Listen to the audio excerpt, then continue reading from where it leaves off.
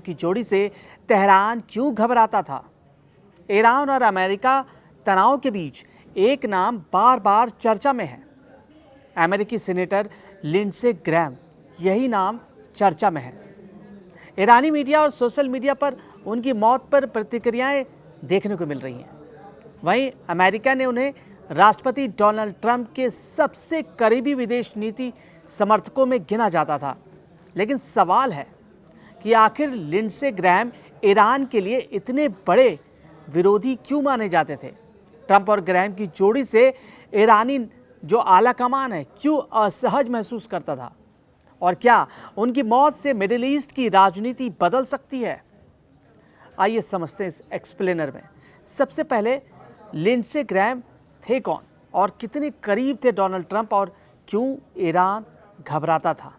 Lindsey Graeme America की Republican party के वरिष्ठ सेनेटर थे और करीब 2 दशकों से वे अमेरिकी विदेश नीति, रक्षा और राष्ट्रीय सुरक्षा के सबसे प्रभावशाली नेताओं में गिने जाते थे। वे इजराइल के सबसे मुखर समर्थकों में थे और ईरान के खिलाफ बेहद सख्त रुख रखने के लिए जाने जाते थे। ईरान उन्हें इतना बड़ा दुश्मन क्यों मानता था? इसकी 3 बड़ी वजह थी। पहली वजह थी ईरान पर सैन्य दबाव। ग्रैम का मानना था कि यदि ईरान अमेरिकी हितों, इजराइल या अंतर्राष्ट्रीय समुद्री व्यापार को निशाना बनाए तो सिर्फ प्रतिबंध नहीं बल्कि जरूरत पड़ने पर सैन्य कार्रवाई भी की जानी चाहिए। ये कई मौकों पर ईरान के परमाणु और सैन्य ढांचे पर कड़ी कार्रवाई की वकालत कर चुके थे। दूसरी बड़ी वजह है इजराइल के सबसे बड़े समर्थक। ग्रैम लगातार इजराइल को सैन्य और राजनीतिक समर्थन देने की पैरवी करते रहे। ईरान जो प्रमुख क्षेत्रीय प्रतिद्वंदी मानता है, ग्रैम को उस अमेरिकी नेतृत्व का चेहरा मानता था जो इजराइल को हर स्तर पर मजबूत करना चाहता था। और तीसरी वजह थी सऊदी अरब और इजराइल की संभावित डील होने वाली थी। रिपोर्ट्स के मुताबिक ग्रैम सऊदी अरब और इजराइल के बीच संबंध सामान्य करने की कोशिश कर रहे थे। अगर यह समझौता हो जाता तो ईरान के लिए एक बड़ा झटका था। ईरान को डर था कि उसके खिलाफ एक मजबूत क्षेत्रीय गठबंधन बन सकता है जिसमें अमेरिका, इजराइल और कई अरब देश एक साथ खड़े हो जाएंगे। अमेरिकी मीडिया रिपोर्ट्स के मुताबिक ग्रैम चाहते थे कि सऊदी अरब और इजराइल के बीच औपचारिक कूटनीतिक संबंध स्थापित हो। इसे नॉर्मलाइजेशन डील कहा जा रहा था।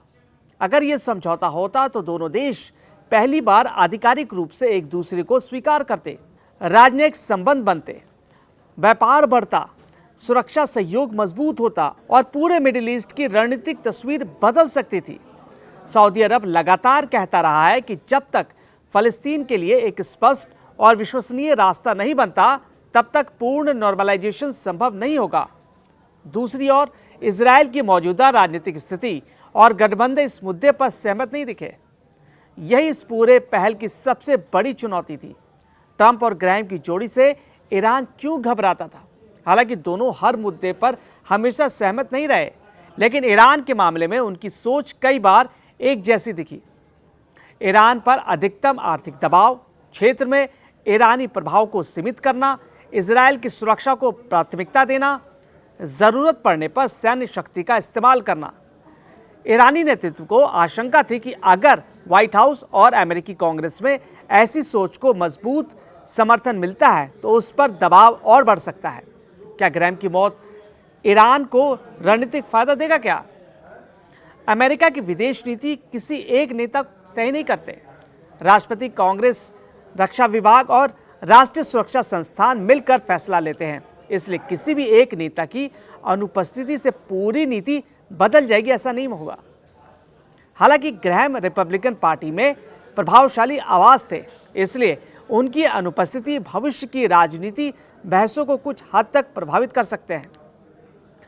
लिंडसे ग्रैम ईरान के लिए सिर्फ एक अमेरिकी सांसद नहीं थे, वे उस कठोर अमेरिकी नीति के प्रमुख समर्थकों में थे जो ईरान के परमाणु कार्यक्रम, क्षेत्रीय प्रभाव और सैन्य गतिविधियों पर सख्त कार्रवाई की वकालत करते थे।